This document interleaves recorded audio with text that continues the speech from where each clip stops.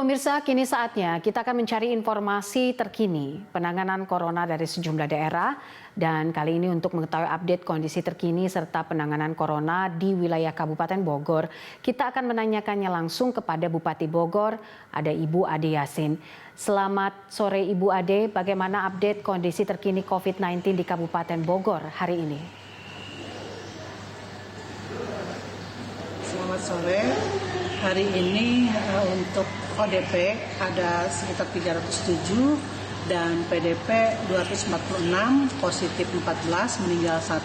Tetapi baru saja 15 menit yang lalu saya menerima konfirmasi bahwa pasien PDP yang kemarin meninggal ternyata hasil swabnya keluar tadi dan terkonfirmasi positif. Berarti yang meninggal bertambah jadi 2. Baik, Ibu, apa saja upaya preventif yang saat ini Ya, baik.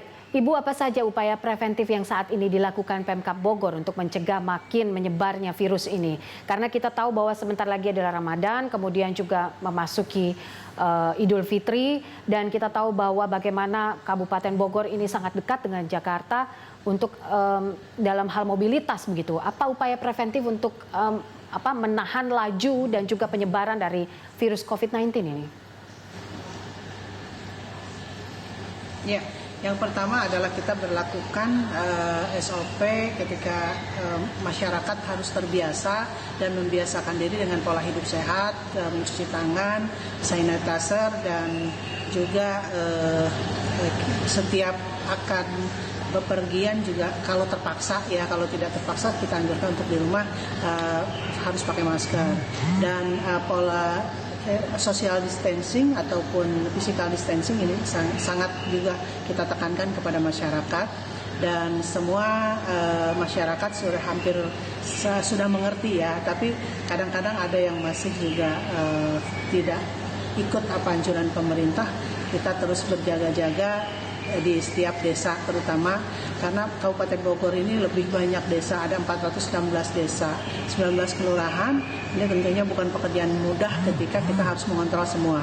Makanya kami siagakan untuk mengontrol desa-desa itu dikontrol oleh Muspika dari mulai camat, Kapolsek, dan Ramil, lalu ke kepala desa juga terus memerintahkan kepada para aparatnya seperti RT dan RW, dan untuk siaga corona itu sudah sampai ke tingkat RW sehingga masyarakat dilatih untuk membentengi dirinya sendiri.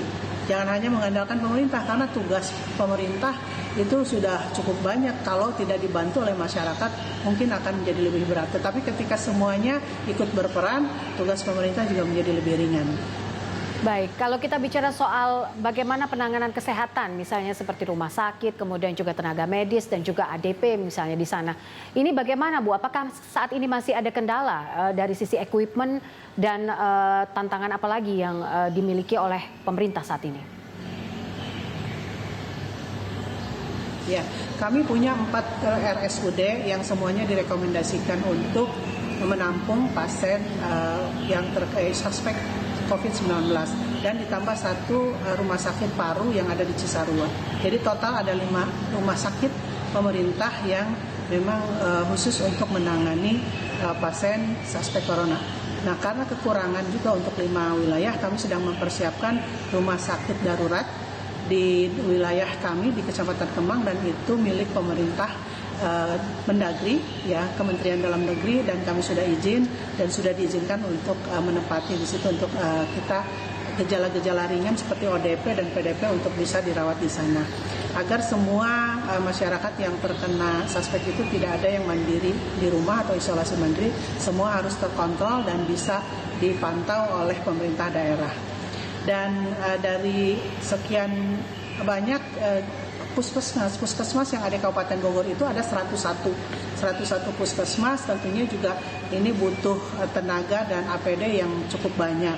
Pada awalnya memang kami kesulitan sekali menemui APD atau kita ingin penambahan APD, tetapi ternyata di pasaran sulit. Tapi alhamdulillah untuk sekarang, untuk dalam jangka 1 bulan barangkali ini sudah aman untuk APD di rumah sakit, di 5 rumah sakit. Kalau di puskesmas kita masih kekurangan.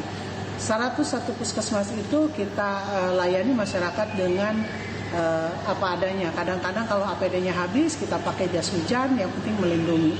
Kami masih berusaha untuk melengkapi APD ini. Tapi walaupun kekurangan, masyarakat saling bahu-membahu untuk juga membantu pihak puskesmas. Dan pihak puskesmas juga tidak kehilangan semangat untuk menangani virus-virus ini ataupun menangani korban-korban yang kemungkinan terpapar. Tapi dari beberapa pasien yang kemarin kita sempat rapid test, memang ada yang diperiksa positif, tetapi ketika kita ulang swab itu ternyata negatif. Jadi juga ada, barangkali kami juga sudah melakukan tes ulang setelah rapid. Jadi rapid itu hasil tesnya itu 9 positif, tapi kami belum sampaikan karena kami menunggu hasil swab. Jadi yang sudah keluar hasil swabnya 2 ternyata negatif, dan 7 lagi kami belum konfirmasikan positif karena kami masih menunggu hasil swab begitu. Baik. Ibu Ade, terima kasih untuk informasinya. Demikian pemirsa tadi wawancara kami dengan Bupati Bogor Ade Yasin.